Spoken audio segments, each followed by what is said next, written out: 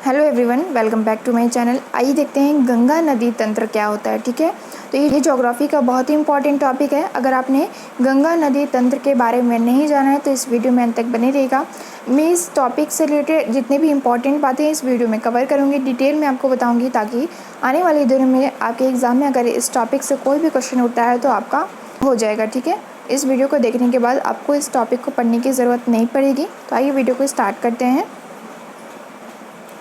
गंगा नदी तंत्र। तो गंगा नदी का उद्गम स्थल कहाँ है? तो गोमुख हिमनद को गंगा नदी का उद्गम स्थल कहा जाता है। इम्पॉर्टेंट क्वेश्चन है आपका, ध्यान रखिएगा।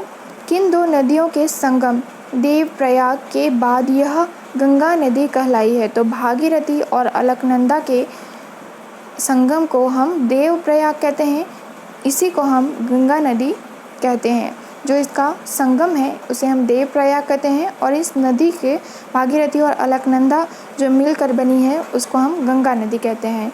भारत का सबसे बड़ा नदी बेसिन का नाम क्या है? तो गंगा नदी बेसिन है। गंगा नदी की लंबाई कितनी है? तो 2501 किलोमीटर की गंगा नदी है। आपसे क्वेश्चन पूछता है कि सबसे बड़ा नदी बेसिन कौन सा है? तो गंगा नदी बेसिन है। और कौन सी नदी सबसे लंबाई में बड़ी है? तो गंगा नदी है। इन दोनों का आंसर आपका गंगा नदी होगा।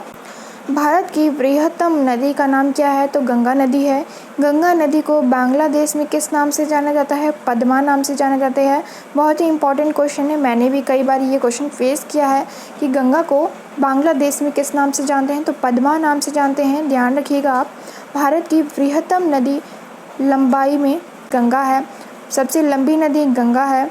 ठीक है, ये सबका आंसर गंगा ही होगा।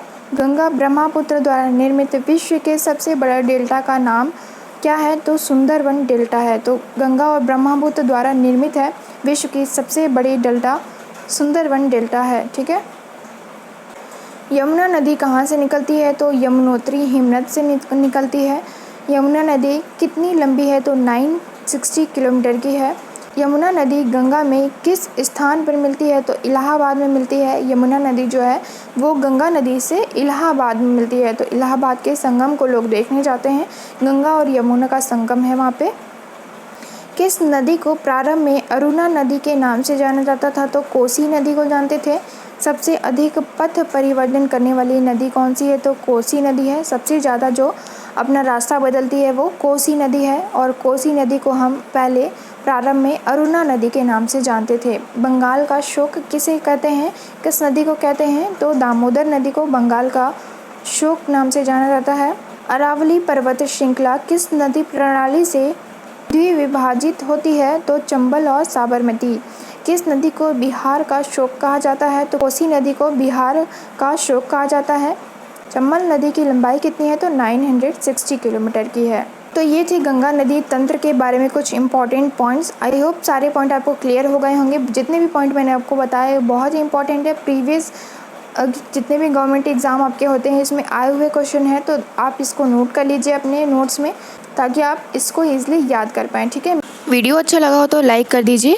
यहाँ पे चैनल पे मैंने जितने भी वीडियो अपलोड किए हैं उसके कुछ सैंपल मैंने यहाँ पे डाले हैं। स्क्रीन पे आप देख पा रहे होंगे। इन सारे वीडियो के लिंक मैंने डिस्क्रिप्शन में डाल रखे हैं, वहाँ पे जाके आप देख सकते हैं। इसी तरह की लेटेस्ट वैकेंसी के लिए या फिर लेटेस्ट एग्जाम जितने हैं उसकी तैयारी के लिए आप मेरे चैनल से जुड़ सकते हैं, और चैनल को सब्सक्राइब कर दें ताकि आने वाले वीडियो का नोटिफिकेशन आपको मिलता रहे। और मैंने टेलीग्राम चैनल का भी लिंक डिस्क्रिप्शन में डाल रखा है। लवली की पाठशाला नाम से चैनल है, तो आप जाके वहाँ पे सब्सक्राइब कर दें। आने वाले जितने भी वीडियो होंगे और जो भी क्लास में लूँगी उसकी PDF वहाँ पे भेज दूँगी, तो आप उससे भी जुड़ जाएं।